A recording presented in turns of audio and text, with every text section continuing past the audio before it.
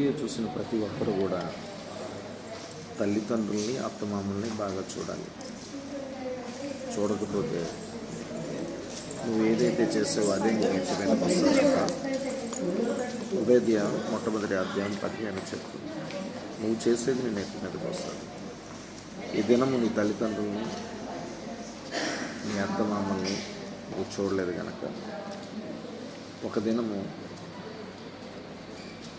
నీ యొక్క కోపము ద్వేషము నీ కొడుకు కోడల ద్వారా నీ పిల్లల ద్వారా ఖచ్చితంగా నీవు కూడా అదే అనుభవిస్తావు. దేవుడు చెప్తున్నాడు.